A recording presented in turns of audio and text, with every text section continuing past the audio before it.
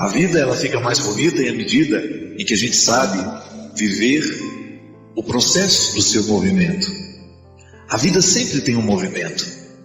E é preciso muita sabedoria para que a gente possa entrar nesse movimento, porque felicidade é isso, é uma adequação entre a vida e o movimento do nosso coração. Movimento da vida, movimento do nosso coração. Você já observou que às vezes nem sempre a gente vai no mesmo movimento que a vida? E a gente tem aquela sensação de que a gente vai ficando para trás? A gente tem aquela sensação de que a vida está rápida demais? É porque a gente precisa adequar os ponteiros. Nem sempre o coração da gente está na mesma velocidade da vida. E felicidade precisa que a gente esteja apontados ali, que a gente esteja acordados, né? Haja um acordo entre o movimento da vida e o movimento do nosso coração. E muitas vezes a gente vai ficando lento. Muitas vezes nós vamos perdendo a dinâmica. Muitas vezes nós vamos perdendo, quem sabe até mesmo, a vontade de continuar indo. Porque a vida não para. Não tem como você hoje dizer, vou descer desse bonde. Não. Ele continua. A vida está em pleno andamento.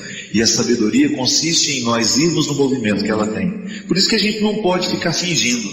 A gente precisa ser muito honesto com a vida que a gente tem hoje. Muitas vezes nós queremos bancar os fortes no momento em que a gente está sendo frágil. Muitas vezes a gente está sendo frágil demais no momento que é para ser forte. Enfim, a vida se apresenta e a sabedoria consiste em descobrir como é que nós precisamos viver a vida hoje. Nós não podemos ser os mesmos sempre. E nem pode ser assim. Não existe ser humano que vai ser sempre igual. A vida tem variações e nós vamos sofrendo com essas variações. E a sabedoria consiste em nós descobrirmos o jeito certo de ser naquele dia. Muitas vezes nós escolhemos o jeito errado de viver a vida que é certa. Muitas vezes nós nos escondemos, muitas vezes nós nos maquiamos, porque a gente não quer assumir a vida daquele dia. Você deve ter passado por essa experiência. Alguns dias que foram muito difíceis para você, que se você pudesse tomar uma pílula para assumir, você teria tomado.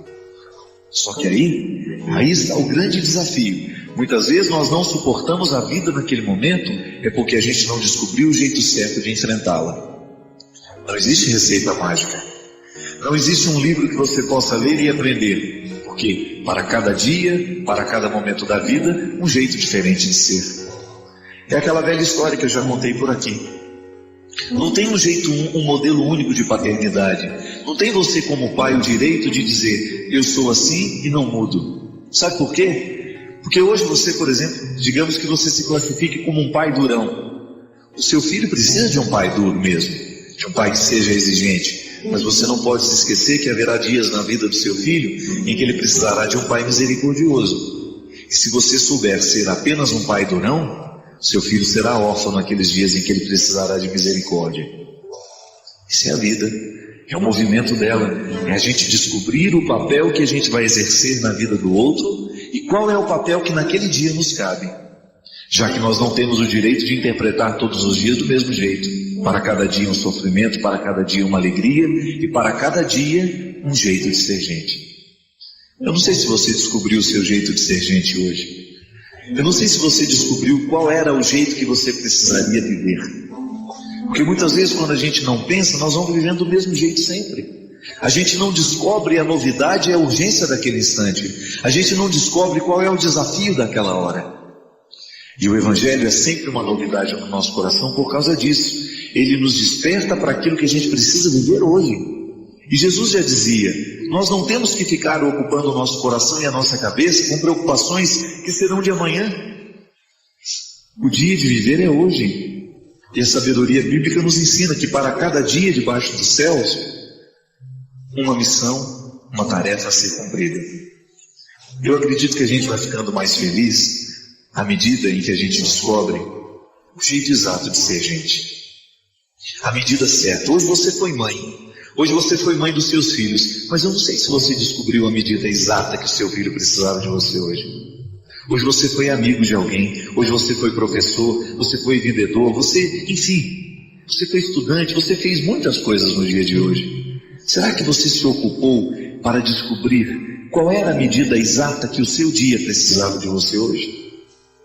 Porque às vezes você se desgasta demais lá no seu trabalho, coloca excessivamente o que você poderia ter colocado menos, de repente chega em casa, você não tem disposição de ser mãe, porque gastou demais onde não deveria ter gastado, gastou uma medida exagerada onde você poderia ter economizado. E muitas vezes nós vamos nos perdendo nesse movimento da vida, a gente não vai sabendo viver justamente por causa disso, a gente não sabe fazer a dosagem certa. É igual querer fazer um bolo e colocar uma dose exagerada de açúcar. Quem vai querer comer desse bolo?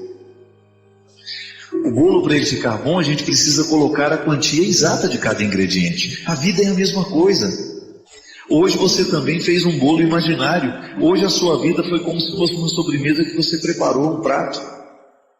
Você que escolheu os ingredientes que você foi colocando. E a quantidade é você que escolheu. Às vezes a gente exagera no tanto que a gente foi bravo com os filhos, não é verdade? Às vezes a gente exagera no tanto que a gente foi bonzinho, enfim. A gente descuida das receitas. E aí muita coisa dentro da casa da gente vai ficando estranha, vai ficando esquisito, porque a gente não sabe dosar. E a gente precisa ter esse trabalho, sabe por quê? Porque ser gente dá trabalho mesmo, não é fácil não. Ou a gente se ocupa das medidas que nós vamos colocando na vida, ou daqui a pouco a gente já não sabe mais como é que a gente está vivendo. E quando as coisas começam a dar errado, a gente não sabe nem por onde começar a consertar. Por isso que a sabedoria do Evangelho, ao nos fazer ocupar de cada dia com a sua medida, com o seu jeito, com sua urgência, nos coloca nessa perspectiva. E é sempre tempo de aprender. Sempre tempo de colocar os olhos nas nossas ações, de refletir o que a gente faz, de pensar como é que nós estamos levando a nossa vida, e de responder a essa pergunta tão difícil que às vezes nos é feita. O que você está fazendo na sua vida? Qual é a medida que você tem colocado? O que você tem caprichado na sua vida? O que você tem colocado como ingrediente que é primordial, que é importantíssimo, que sem ele você não sabe ser você? E aí a gente começa a descobrir onde é que a gente precisa se converter. Onde é que nós estamos exagerando e onde é que nós estamos faltando. Porque se a gente exagerou em algum lugar, você pode ter certeza, você vai faltar em uma outra realidade. Quem exagera demais no trabalho, geralmente falta dentro de casa. Quem exagera demais dentro de casa, falta no trabalho. É equilíbrio. Uma receita só pode ser saborosa à medida em que a gente equilibre. Volto a dizer, o sacrifício, ele só tem sentido quando ele nos sinaliza de que ele é um caminho que nos faz chegar à vontade de Deus, ao desejo de Deus para nós. E descobrir essa vontade de Deus na nossa vida é preciso investigação, né?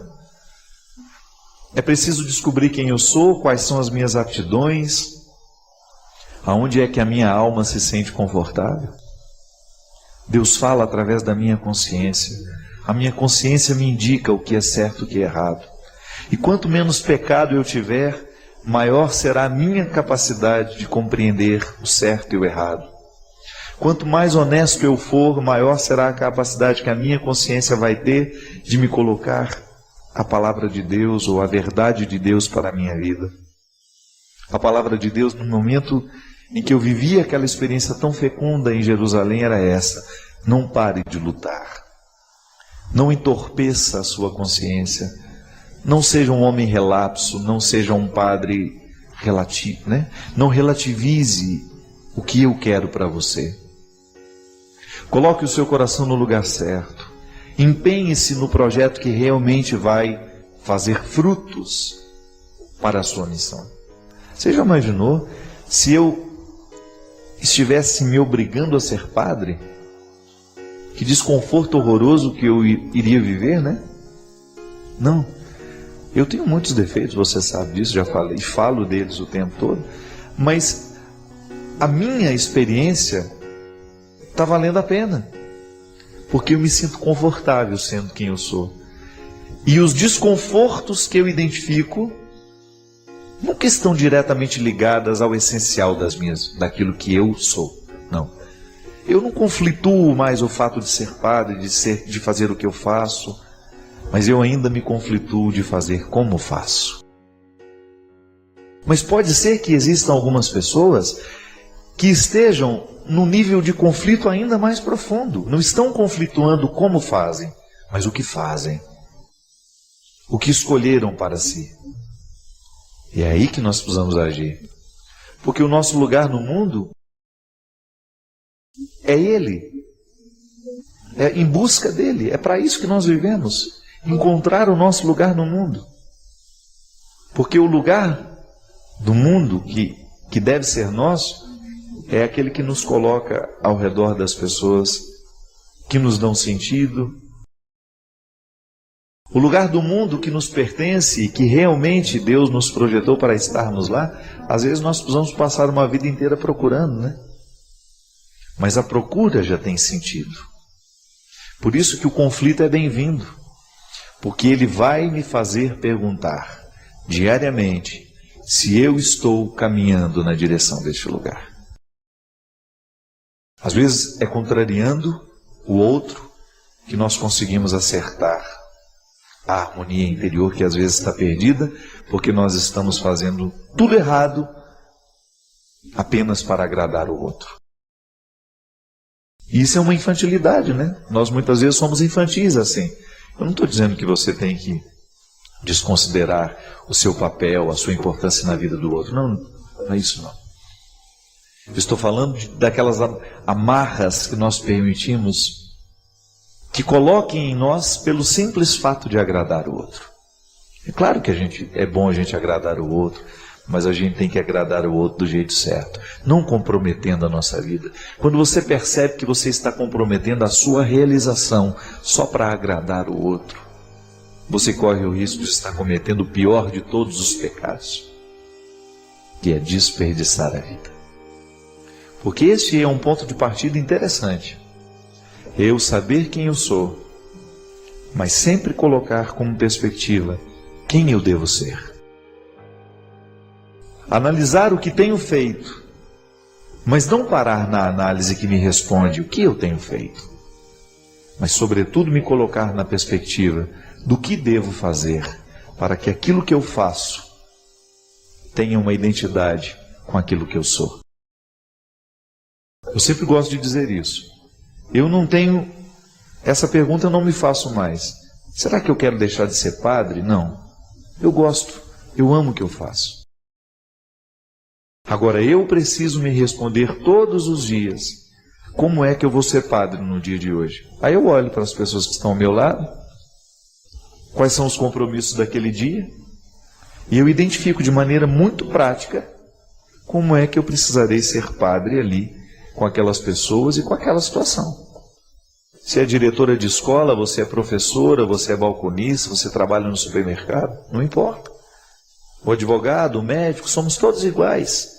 Porque todos os dias, do homem mais importante ao mais simples, das atribuições mais poderosas às mais simples, do homem mais rico ao mais pobre, dos mais bonitos aos mais feios, dos mais inteligentes dos menos capacitados, dos mais estudados, dos mais iletrados, todo mundo vai ter que descobrir isso.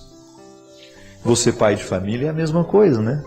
Acorda amanhã de manhã, vai olhar para sua esposa, que está ao seu lado, ou não, está viajando, está ali, foi na casa da mãe, vai olhar para os filhos que você trouxe ao mundo, vai olhar para os seus amigos de trabalho, vai olhar para os seus companheiros que você vai encontrar no final do dia para jogar um futebol, e ali você vai ter que se perguntar como eu devo ser, como você deve ser com eles. Como é que você vai ser o pai de família que você escolheu ser naquele dia? Vai ter que descobrir como é, como é que está sendo e em que lugar do mundo está. O que está fazendo da vida que recebeu? O que está fazendo da vida que ganhou? E é por isso que eu gosto de dizer sempre que não há cristianismo sem reflexão. A oração e a reflexão são dois os sustentos, né? São os dois pilares da nossa vida cristã. Eu preciso rezar e eu preciso refletir. E preciso agir depois de um terceiro momento. Buscando este lugar. Nós somos peregrinos neste mundo, né? E estamos juntos nessa peregrinação. Às vezes o presente de Natal que nós podemos nos dar é uma boa decisão, mas uma decisão acertada a respeito do nosso futuro. Quem sabe o presente de Natal que você esteja precisando se dar seja esse: mudar os rumos da sua vida, fazer escolhas mais saudáveis, não desperdiçar a sua vida com aquilo que é nocivo, com aquilo que não lhe faz bem. Fazer a opção por sentimentos nobres, buscar o alto, buscar as coisas do alto, deixar de ficar mergulhado nas mesquinharias que são tão próprias dos nossos dias. Conceda-se este presente de Natal. Conceda-se esta oportunidade de final de ano, de você dar um novo rumo à sua vida. Ainda que isso possa contrariar algumas pessoas. Com sabedoria, com discernimento, e é profetizando, né? Antecipando o futuro, com palavras que nos acordem, com palavras que nos emocionam.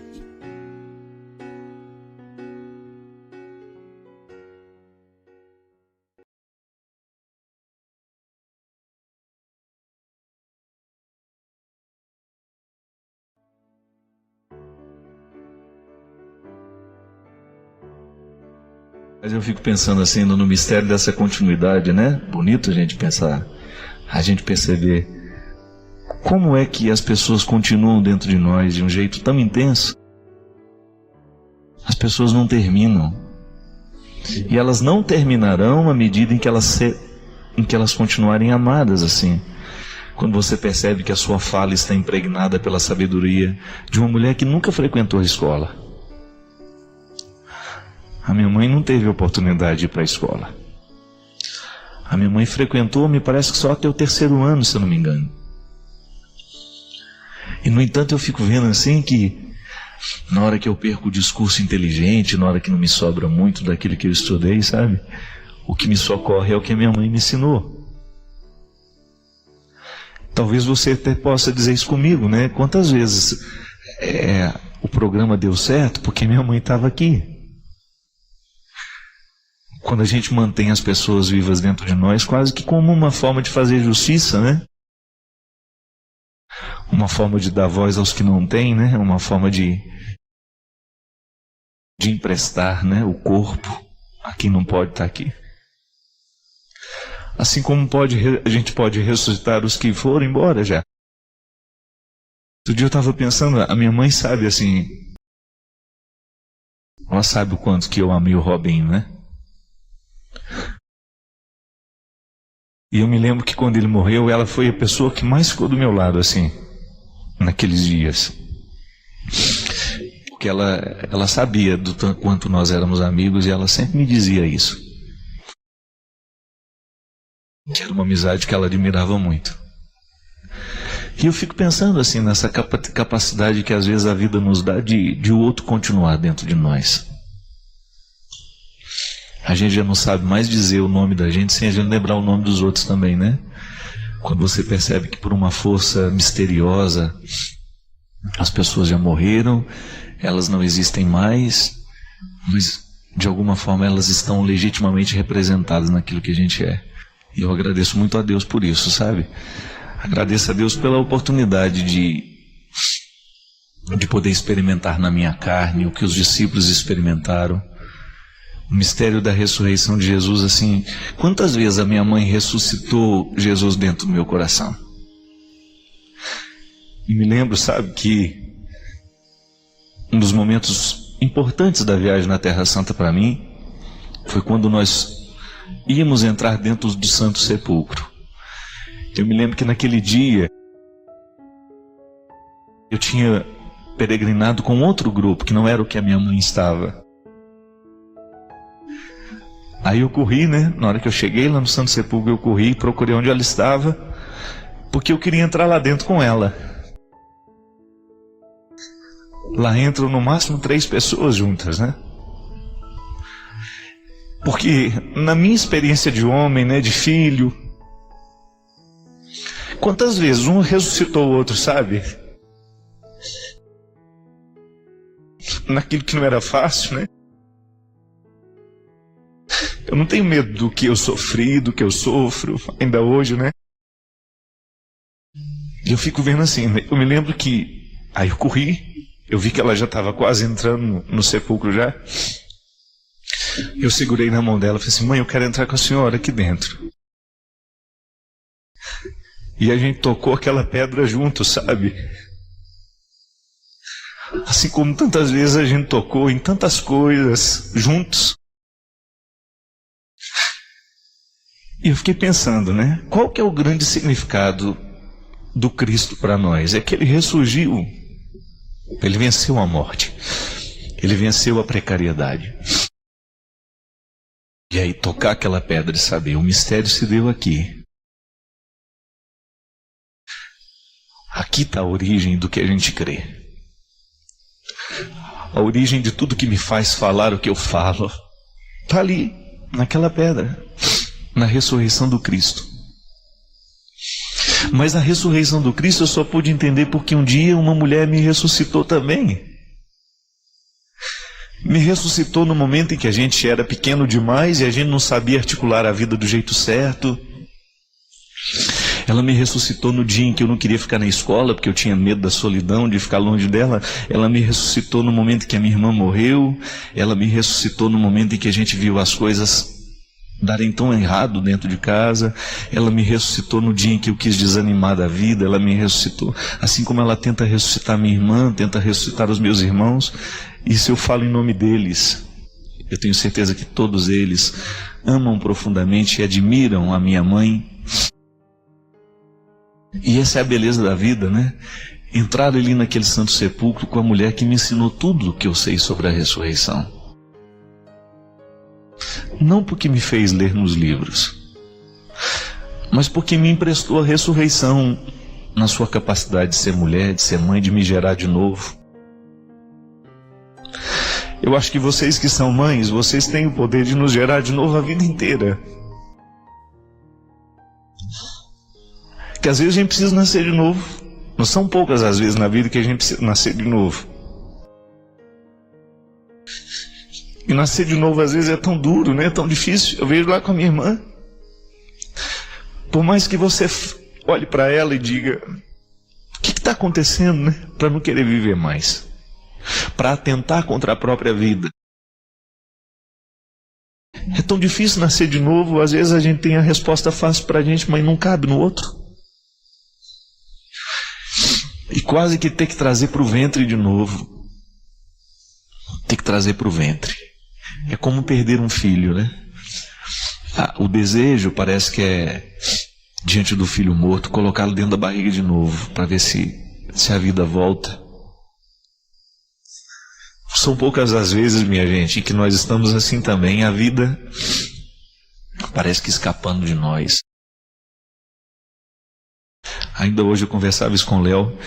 Como hoje as pessoas estão fracas, né? Como as pessoas hoje estão sem vontade de viver. Como o sofrimento tem sido causa de derrota para tanta gente. E às vezes falta essa nossa experiência de olhar nos olhos e de redescobrir ali um significado para a gente ir adiante. E só é possível com quem a gente ama, viu? Não tem outro jeito não.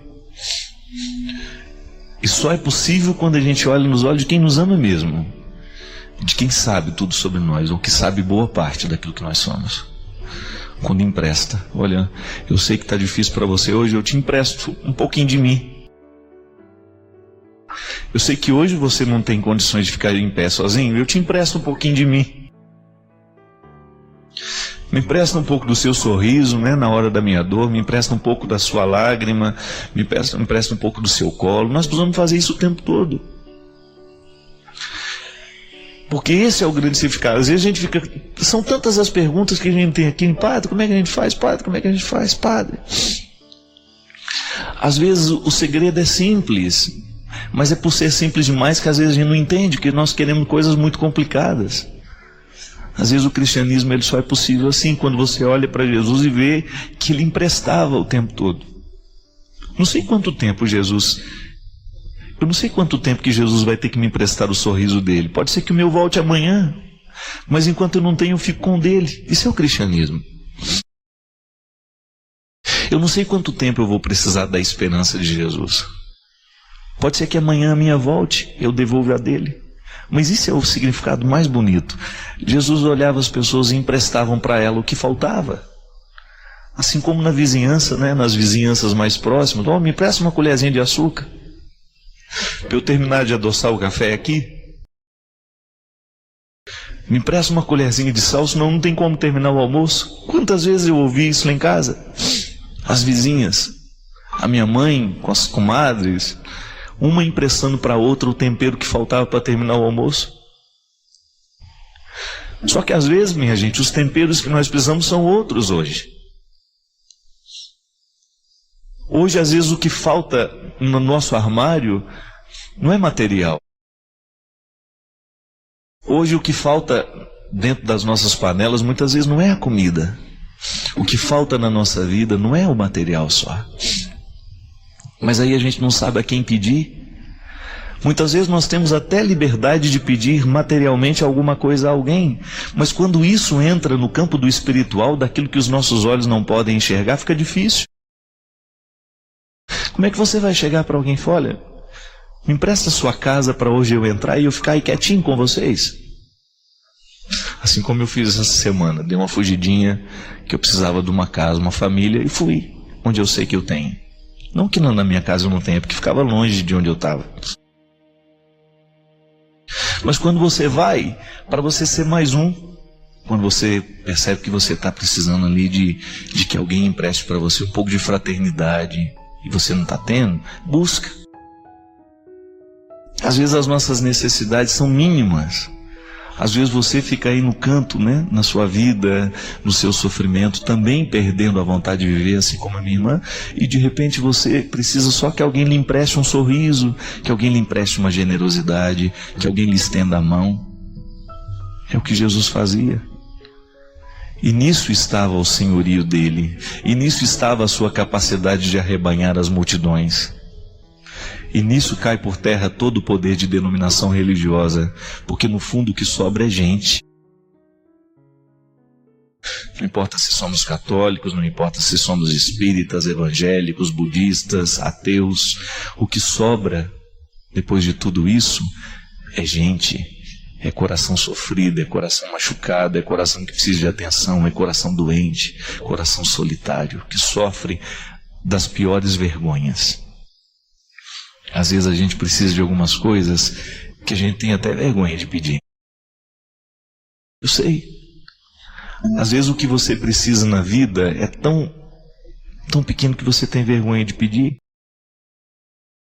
Mas aí quem sabe seja a hora de nós então modificarmos o nosso jeito de olhar para as coisas, para as pessoas. Se eu esquecer o que Jesus me ensina, se eu esquecer o que Jesus me faz crer, se eu esquecer o que a dona Ana me ensinou a respeito dele, se eu retirar a pedra daquele santo sepulcro, se eu esquecer o que aconteceu ali, eu não tenho nada, absolutamente nada de novo para inventar, para dizer e para solucionar aqui, para propor, não. Agora, quando a gente olha para Jesus e a gente descobre que ele tem uma capacidade imensa de nos emprestar sentido, aí então a gente descobre o sentido que nos falta. Porque se ele tem e eu posso ter, a partir do que ele me oferece, a minha missão de padre é a sua de padre, eu sei que tantos padres nos assistem, é a sua missão de religiosa, é a sua missão de cristã.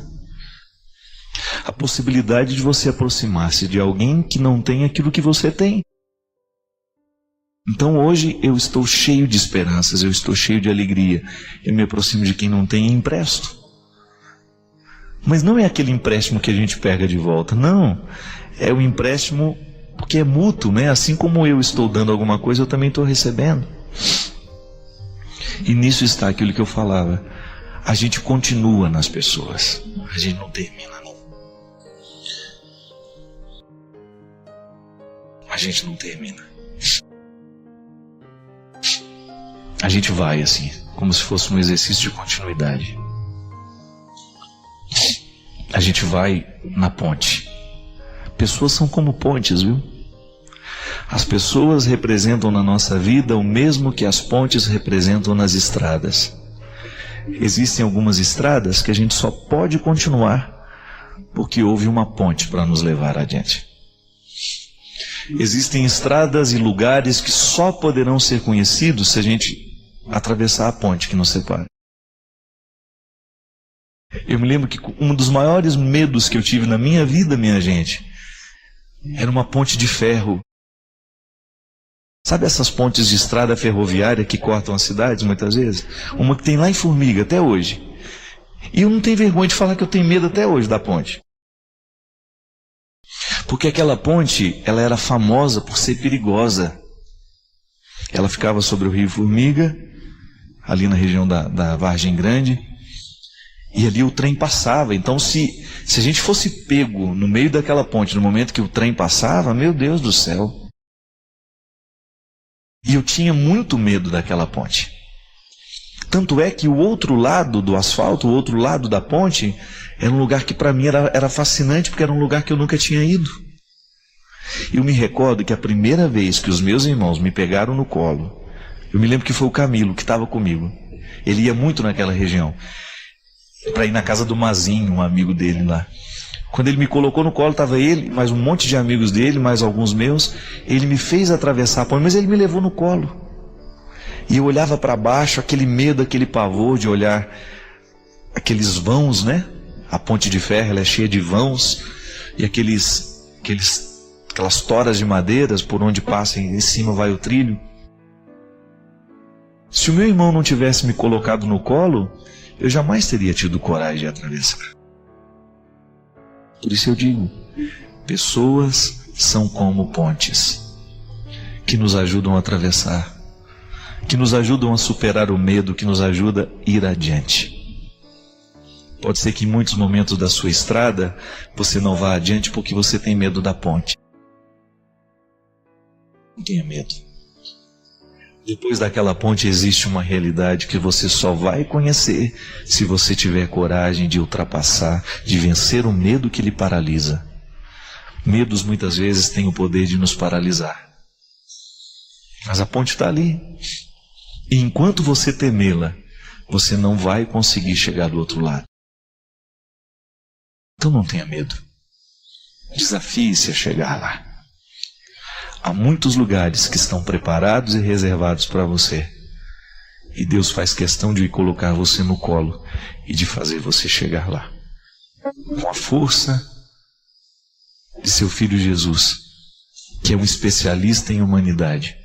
Jesus é especialista em humanidade. Jesus é especialista em atravessar pontes perigosas. E nós vamos com Ele. Derrame o Deus Todo-Poderoso sobre a sua vida, a sua bênção. Ele que é Pai, Filho e Espírito Santo. Amém.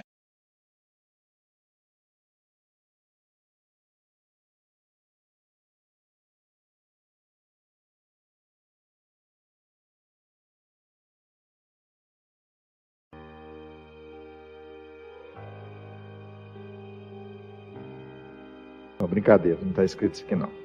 E os inimigos... E os inimigos serão os próprios familiares. Quem ama pai ou mãe mais do que a mim não é digno de mim. E quem ama filho ou filha mais do que a mim não é digno de mim. Quem não toma a sua cruz e não me segue não é digno de mim. Quem buscar a sua vida vai perdê-la. E quem perder a sua vida por causa de mim a encontrará. Não é São Paulo que está dizendo isso, não é João, é Jesus. É um texto dito pelo próprio Mestre. Olha que interessante, minha gente.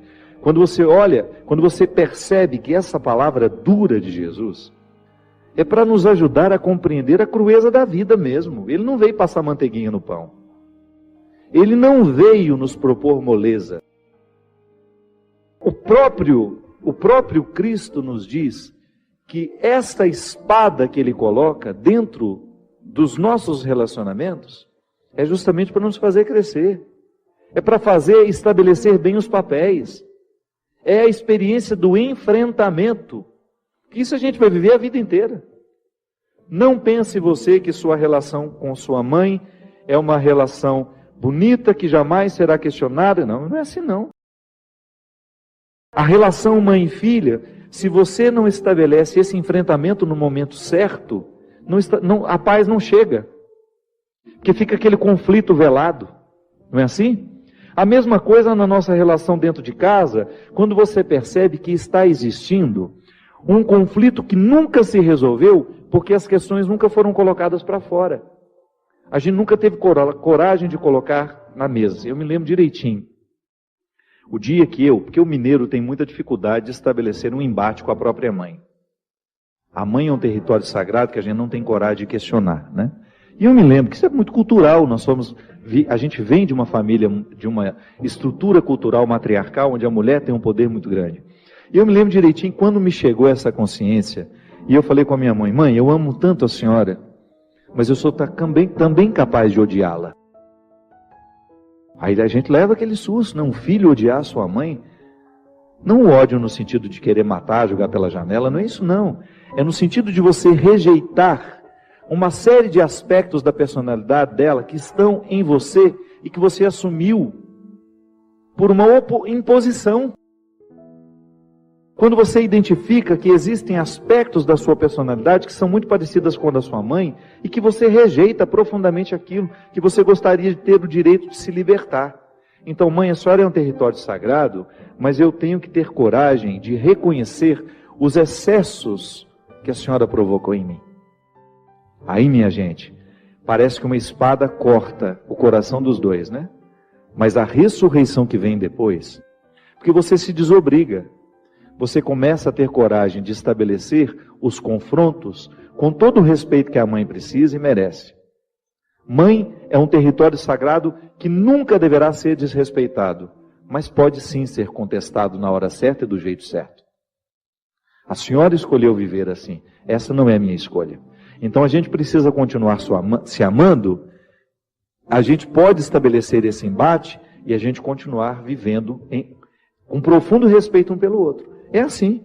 Quando Jesus fala que ele trouxe este embate, essa espada, não é para nos separar uns dos outros, não. É para nos unir do jeito certo. Porque às vezes uma união só acontece de verdade depois de muitos conflitos. A gente precisa se livrar das visões ingênuas. Essa pessoa é perfeita. Olha como nosso amor é lindo. Aí isso dura 2, 3 anos até que os príncipes retiram as máscaras e você descobre que aquilo não passa de um rinoceronte que tinha uma carinha bonitinha no primeiro momento e é um monstro capaz de pisotear tudo que você tem de mais sagrado. Então, retiramos a visão ingênua dos nossos relacionamentos e aí você começa a ter, de fato, um terreno palpável onde o amor é possível. Sim, pessoas imperfeitas podem sim se amar e estabelecer relacionamentos muito bonitos, muito edificantes, muito interessantes. Ah, mas então eu a partir de agora vou contestar tudo. Não é assim não. Seja sábio. Começa a identificar o que na sua vida precisa ser enfrentamento. Muitas situações não se resolvem, é porque a gente não conta para o outro que aquilo nos incomoda. Mas a gente não faz do jeito certo, porque a gente reclama toda hora. Toda hora a gente reclama, a gente grita, mas a gente não faz o enfrentamento. O enfrentamento é quando você marca a hora, lugar, senta todo mundo na mesa, ou senta você e seu marido e fala, olha, sabe isso que você está fazendo? Isso não é justo comigo, não é justo com seus filhos, e se você não tomar uma decisão, nós agiremos. É igual ser agredido, né? Tem gente que vai se acostumando com a agressão, vai se acostumando com a agressão, vai sendo agredida a vida inteira e se acostuma com a condição de vítima. Não é assim.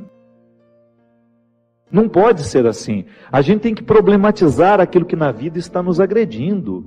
Que às vezes a agressão não é um tapa, não é um chute, não. É uma palavra, é um olhar, é uma postura, é um jeito de interpretar. Então, se eu interpreto o outro como um eterno território onde eu posso manifestar todas as minhas iras, onde eu posso despejar todos os meus excessos, e ele se acostuma a ser isso, eu estou agredindo de maneira muito cruel, tão cruel quanto dar um tapa. Então, se a gente não rompe se a gente não estabelece o enfrentamento que vai romper esse processo que nos adoece, é bem provável que a gente morra sem ter tido a possibilidade de pisar na terra prometida que nós podemos alcançar. Aí Jesus continua: quem ama mais o seu pai e a sua mãe do que a mim não é digno de mim. A gente pode, no primeiro momento, pensar que Jesus está carente aqui, né? Ele só quer o amor todo para ele. Não. Isso também é visão ingênua.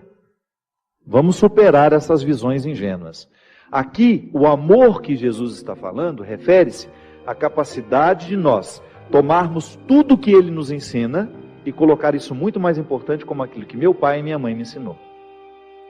Que meu pai e minha mãe, por serem marcados pelo pecado, me ensina muita coisa errada. Mas me ensina muita coisa errada. Com o próprio exemplo dele dentro de casa.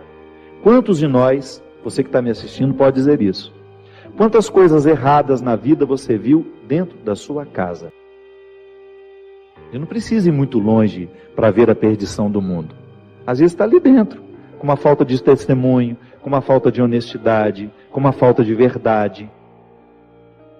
Os vícios que nós criticamos tanto dentro, que estão presentes pelo mundo afora, às vezes estão aqui dentro da nossa casa, do nosso lado, sendo promovidos por pessoas que nos amam e dando o exemplo aos filhos que estão crescendo. Os nossos lares precisam de conversão, sim, minha gente. Então, quando Jesus fala, quem ama mais o seu pai e sua mãe do que a mim, não é digno do meu reino. Por quê? Porque não pode chegar ao reino aquele que não está convencido, tocado, modificado pela mente de Cristo. É cristianismo. É a mente de Cristo na minha. É o pensar de Cristo no meu. Mas isso parece uma dependência horrível, é? Se você quiser olhar como uma dependência, mas é uma dependência que só me faz bem. Porque não tem uma palavra de Jesus, não tem um só conselho que ele tenha deixado que se oponha à minha felicidade. Padre Fábio, como identificar qual é a cruz que nos levará para o céu? É a cruz de cada dia, não é? Sempre digo, a cruz é grande, mas ela se desmembra em pequenos pedaços. Não há cristianismo sem cruz. Nós não podemos admitir a vida humana sem dificuldades. Dentro do cristianismo nós chamamos isso de cruz. Na subida de Jesus para o Calvário, ele levou fisicamente, materialmente uma cruz. Mas toda a vida de Jesus foi marcada por cruzes que ele precisou levar. Para quê? Para ele chegar ao lugar a que ele precisava chegar. Para ele ser quem ele era. Jesus era muito consciente do esforço que ele precisava fazer para ser quem ele era. Ele não dava tréguas ao seu processo humano. Mesmo sendo Deus, ele não foi privado de ser homem, né? Isso é muito interessante a gente identificar em Jesus uma luta constante pela maturidade. É claro que Jesus precisou clarear dentro do coração dele, dentro da mente dele, o projeto de Deus para a sua vida. Foi humano este conhecimento do projeto de Deus. E ele foi levando as suas pequenas cruzes no dia a dia como nós. Ele enfrentou as dificuldades humanas. Chorou pelos amigos que morreram, deve ter se irritado também, deve ter... Claro, a Sagrada Escritura nos mostra, né? Ele quebrando tudo lá, irritado com todo mundo. Ele viveu a sua cruz dia a dia para ele ser quem ele foi. Para ele ser quem ele é, né? Ele é. E esse projeto para nós também, meu filho. Nós temos aí todas as forças do sacramento que nos incorporam na vida de Cristo para a gente também dar conta dessa cruz. Eu fico pensando, gente, que nós precisamos lutar o tempo todo para a gente não se perder, para a gente não se deixar, para a gente não perder a oportunidade de ser quem a gente é. E não conseguimos ser quem a gente é, esse potencial que Deus colocou em cada um de nós, né? Qual o padre que eu fui hoje, né? Será que é o padre que Deus espera que eu seja? O pai que você conseguiu ser hoje para os seus filhos? O amigo que você foi? O namorado que você foi? O filho que você foi? Será que já é o que Deus projetou? Não acredito que seja. Porque há muito ainda que ser buscado. E como é que nós vamos chegando lá? À medida em que nós vamos assumindo os nossos sacrifícios, as nossas lutas dia a dia. E a isso nós chamamos de cruz. E esta realização humana é um jeito de antecipar no tempo esse chegar no céu. essa chegada no céu, ela é escatológica. Ela acontecerá de maneira definitiva no momento da nossa morte. Ou não, né? Depende do que nós fomos fazendo, do céu que nós construímos aqui. Mas ela se desdobra em responsabilidades históricas. Hoje eu tenho a oportunidade de escolher, ser quem eu serei. E isso é assumir a minha cruz ou não, porque para eu ser um ser humano bom, para eu fazer pacto com a bondade, eu tenho que fazer os meus sacrifícios. A maldade sempre deixa um recadinho na minha janela. A maldade sempre vai bater na nossa porta, tentando nos seduzir, tentando fazer a gente deixar a cruz. Não faz esse sacrifício hoje não, né? Viva leve, né? É um processo que a gente não pode descuidar. A cruz de cada dia, o sofrimento de cada dia, são definitivos para que nós possamos chegar a ser quem nós podemos ser. Senão a gente morre sem ter chegado lá. Morre sem ter conhecido, sem ter atualizado na vida o potencial que Deus colocou em nós. É muito triste, né? Você vê uma pessoa amargurada, morrendo sem ter sido quem ela poderia ter sido.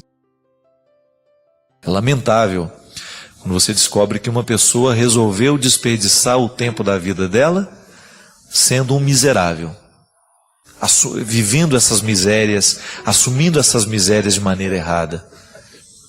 Assumir a cruz e carregar essa cruz é a gente administrar bem as misérias e aquilo que nos faz sofrer.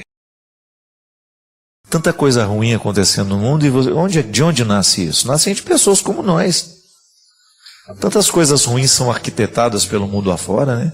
Tanta violência sendo gestada, tanta injustiça sendo praticada. Por quê? Alguém decidiu ser ruim. Alguém decidiu não levar a cruz. Alguém decidiu não fazer o sacrifício para ser melhor. Porque dá trabalho ser gente. Dá trabalho ser melhor. Tem que lutar todos os dias, não pode descuidar. Porque senão daqui a pouco você vira um egoísta, daqui a pouco você vira um ciumento, daqui a pouco você começa a prejudicar os outros. Por quê? Porque não fez o sacrifício de domar a sua vontade. E isso são coisas que fazem parte do cristianismo e que às vezes nós deixamos de falar, né? Quantas vezes nós nos omitimos de falar disso? Não, cristianismo é cruz, sim. É alegria? É. Eu vivo buscando as minhas alegrias todos os dias, mas a partir das minhas cruzes. A minha vida é real. A alegria não chove no quintal da minha casa todos os dias. Eu tenho que abrir, né, o espaço para que ela aconteça. Ela é construída a 4 mãos. Deus entrega o presente, mas eu faço a minha parte, o meu esforço. Então, identificar a cruz que nos leva ao céu é você olhar para frente, descobrir o que hoje na vida precisa ser administrado, quais são as dificuldades que você tem. Essa é a sua cruz. Esse é o céu, começando ou não. Que às vezes a gente adia, né, a construção do céu.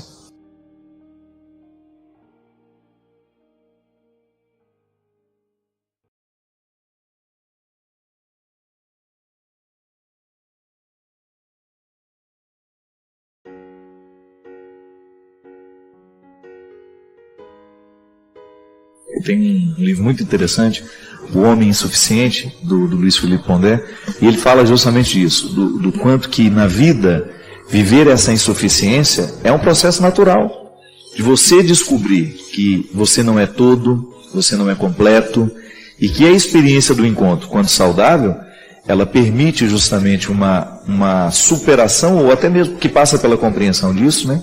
Eu me compreendo limitado, e o outro me ajuda a administrar melhor essa incompletude para ter uma harmonia. Intersubjetividade é essa: eu não me basto, eu preciso de você, eu preciso de alguém que me complete. Então, é claro que para eu me relacionar com alguém e ser comunhão, eu preciso ser totalmente eu. Não é? Como o pai é totalmente pai, o filho é totalmente filho, o espírito é totalmente espírito, mas cada um não se basta, por isso um se completa no outro. Pai é pai porque tem filho, filho é filho porque tem pai, e os dois têm uma relação que se chama Espírito Santo, e isso acontece em cada encontro. Agora nós dois estamos nos encontrando aqui, há entre nós o outro, e há relação entre nós que é um terceiro, não é?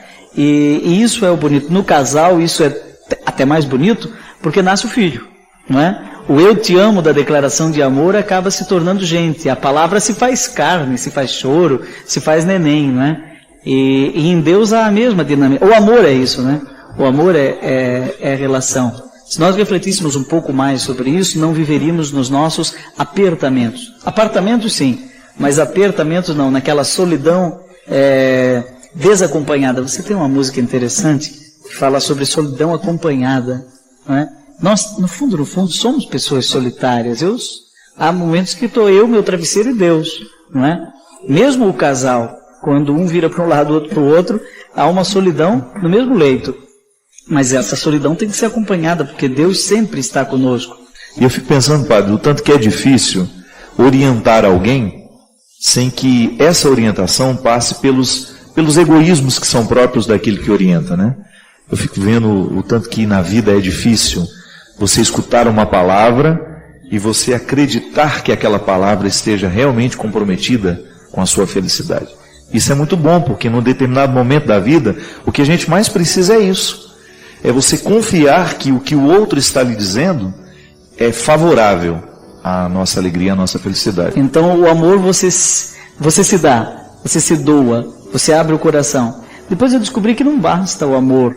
A amorosidade é só um lado da moeda, nós precisamos ser amáveis. Quer dizer, eu tenho que dar condições de que o outro me ame, mas às vezes o outro é difícil.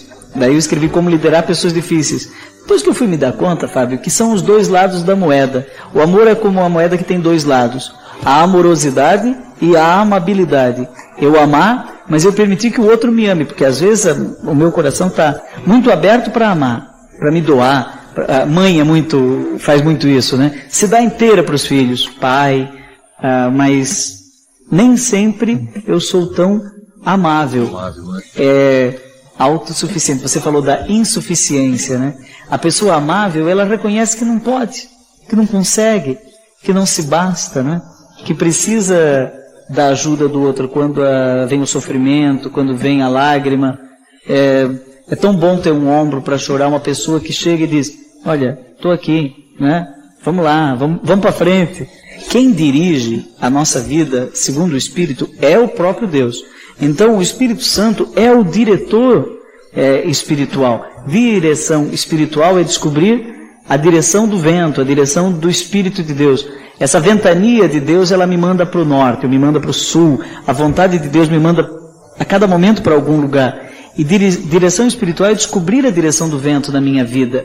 Então nós podemos ajudar alguém a discernir aqui também. E às vezes nessa direção do vento há obstáculos, né? Há entraves. Quantas pessoas que me perguntaram já sobre nulidade matrimonial, não é? E às vezes uma palavra pode ser uma chave que abre o cofre de um enigma vital. A pessoa não consegue ir para frente, está bloqueada nos seus relacionamentos, até no relacionamento com Deus, mas por que não, com as pessoas. E por quê? Porque falta uma palavra. E quem vai dizer essa palavra? Talvez ela não tenha quem diga essa palavra. E aquela palavra, ela diz, puxa, mas é verdade.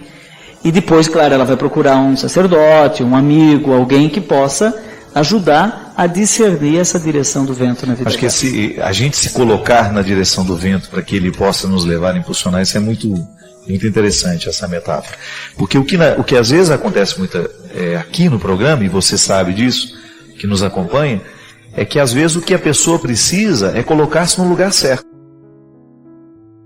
Eu gosto muito daquela definição de paraíso, que é o espaço delimitado para o encontro, né?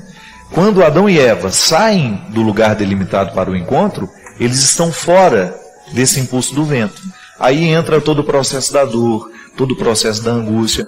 Não é que Deus tira isso de nós quando nós estamos no lugar certo, mas é que na verdade a gente se encaminha no jeito certo na própria vivência dessa experiência de dificuldade.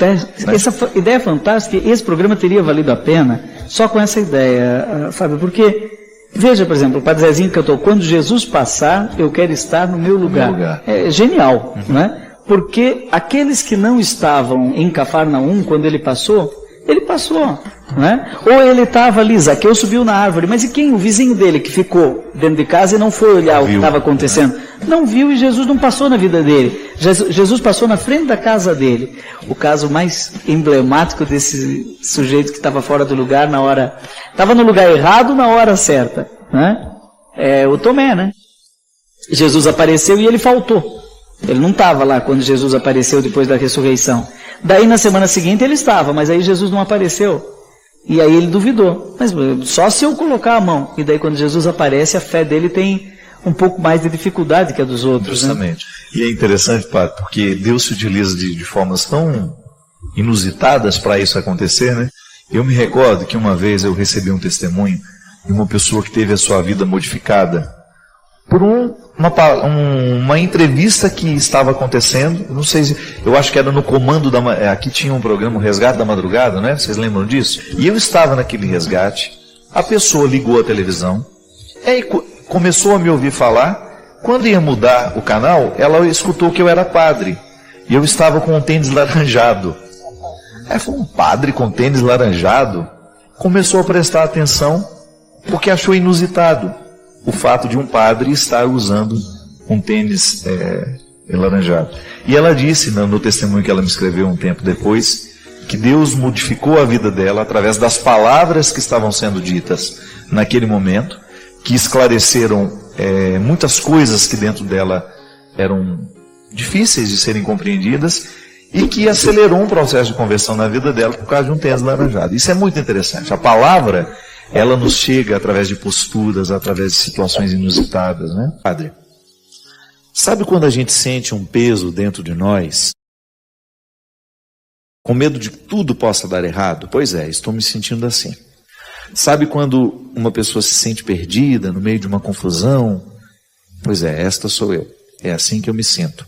É uma tristeza sem sentido. Sei que tenho um potencial para ser feliz, para buscar muito mais. Até incentivo outras pessoas a fazerem o mesmo, incentivo-as a não terem o medo, mas eu estou experimentando em mim muito deste medo. Sinto-me prisioneira, e isso tem me incomodado, isso tem me dado uma angústia muito grande. De alguma maneira todos nós nos incluímos, né? Porque quem não tem que viver esse desafio diário? Viver é um desafio diário. É como tomar água. A água que você tomou ontem não serve para a sede de hoje. O alimento que você comeu ontem, claro, ele pode até estar te nutrindo ainda agora, mas você precisa renovar o alimento. O sentido para a vida é assim também. É eu quebrar as regras dos defeitos para eu começar a viver sobre as regras das virtudes. Eu ter a sensibilidade, a simplicidade de identificar os meus excessos, aquilo que me torna uma pessoa difícil, e começar a trabalhar. Quanto mais cedo eu começo a trabalhar isso, maior é o benefício, porque é bom a gente viver a conversão. A gente fica mais agradável, a gente fica mais feliz, a gente fica mais realizado. E esse é o primeiro benefício da conversão. Porque quando a gente abre mão desses excessos, a gente fica até mais bonito. Porque você começa a dar espaço para crescer em você aquilo que os excessos não permitem. Muitas virtudes não crescem em nós, é porque os defeitos sufocam. O defeito, ele tem um poder ordinário, absurdo, de sufocar diariamente. É igual aquele que é viciado. Enquanto ele não olha no espelho e diz, esse vício me mata, ele não começa a se libertar. Não adianta eu dizer, não adianta o outro dizer. É preciso que o viciado se reconheça como assassino de si mesmo. Somente a partir do momento em que ele se reconhece assassino de si mesmo, é que ele para de se matar. E aquele vício, que é um veneno ordinário, porque é de todo dia, ele deixa de entrar pelas veias, ele deixa de entrar pela boca, ele deixa de poluir a cabeça, e aquela pessoa de repente começa percebendo coisas bonitas de si mesma, que até então ela não percebia, porque o vício não permitia. E gente, às vezes nós vamos cultivando alguns hábitos nocivos, e nós não nos acusamos mais disso. Você sabe que um grande prejuízo humano que eu tenho identificado é que as pessoas se acostumam com aquilo que elas têm de ruim. Elas se adaptam ao que tem de ruim. Elas perderam a capacidade de ficarem indignadas, como eu estava dizendo. Às vezes, não consegue recrutar o que tem de melhor em si mesmo. Vai ficando abatido, é isso. Esse não é um problema só seu não, minha filha. Todos nós, se não cuidarmos, nós vamos perdendo o referencial da realidade, do que de fato nós precisamos fazer. Para quê? Fazer para alcançar o melhor de nós. Isso é conversão. Quando eu perco a capacidade de me indignar com aquilo que existe de ruim na minha ambiência, eu perco o poder de transformar. É a indignação que me move na direção da mudança. É um prejuízo que nós não podemos mensurar. Quando um ser humano se acostuma com os defeitos que tem. Que às vezes as pessoas elas se esquecem de permitirem que Deus transforme o coração delas. Às vezes transforma só o aspecto exterior. Mas e o coração? Que é esse que me faz ser diante do outro. É esse que faz com que eu esteja na promoção do outro, no amor, na tolerância. Às vezes as pessoas não olham nos olhos umas das outras. Às vezes nós vamos alimentando um temperamento difícil, pesado. E a gente diz que está convertido. Ou que está em processo de conversão. Tá bom, mas que processo é esse que não acelera a nossa simplicidade, a nossa leveza? Que conversão é essa que não me torna uma pessoa mais leve para os outros? Que conversão é essa que não me arranca da arrogância? É o primeiro sinal, minha gente, de quem se diz religioso, porque é o fruto da espiritualidade em nós.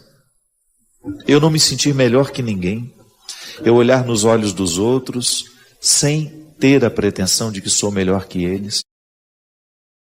Sabe? Se eu sou um bom chefe, não tem problema ser duro. O bom chefe costuma ser duro, exigente, mas nunca arrogante. Exigente, mas nunca intolerante. Exigente, mas não insuportável. E eu tenho a oportunidade de escolher ser uma resposta positiva ou ser uma resposta negativa. Eu posso ser uma resposta evangélica, aqui, baseada nessa palavra, ou eu posso ser uma resposta profana, que não tem nenhum compromisso com a sacralidade da vida, das pessoas.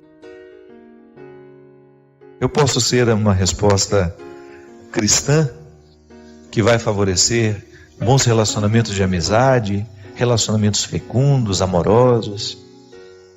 Você pode ser uma resposta positiva como marido na vida da sua esposa, na vida dos seus filhos. Você poderá ser na vida do seu esposo, dos seus filhos, dos seus irmãos.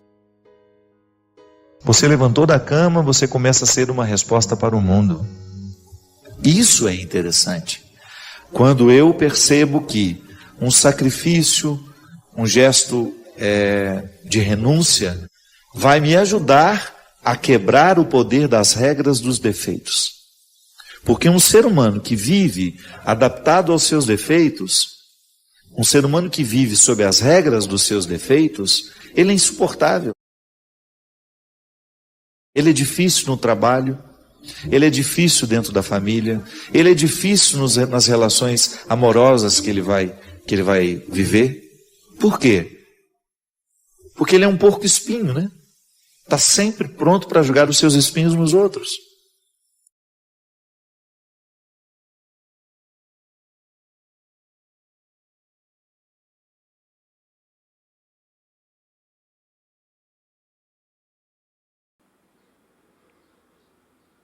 Bem, se você chegou até aqui, mostra que você está com disposição para mudar. Você cansou de fugir. Esse tipo de atenção é raro, é algo precioso. Deixa nos comentários a sua cidade e, se quiser, compartilhe esse vídeo com alguém que também tem sede por clareza. Valeu, um grande abraço e até mais. Tchau, tchau.